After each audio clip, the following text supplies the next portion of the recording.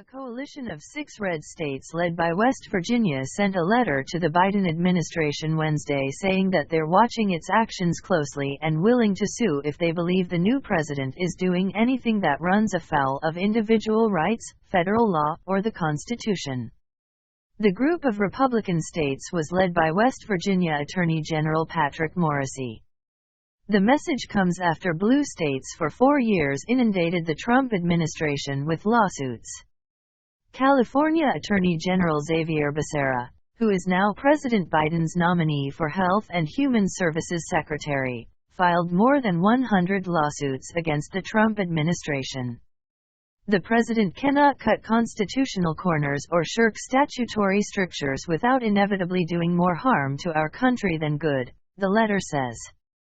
By this letter we respectfully urge you when pursuing your policy priorities to honor the core constitutional tenets which should be appreciated and respected by every person entrusted with the honor and burdens of the presidency.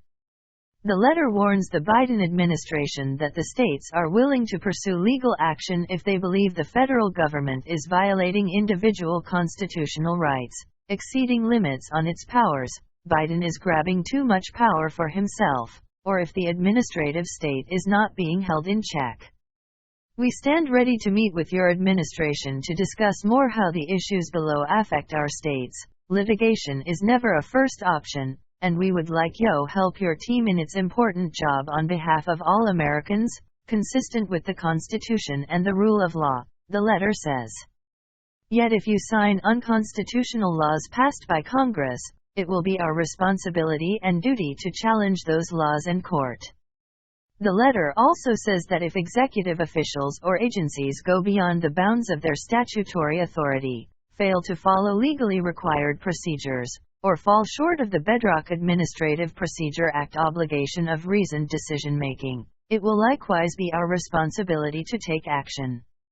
The coalition of states also includes the state attorneys general of Alaska, Arkansas, Indiana, Mississippi, Montana, and Texas.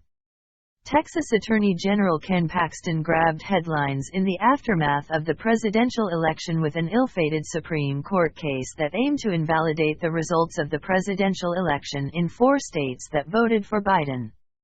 All of the states on the Wednesday letter but Alaska backed Texas case.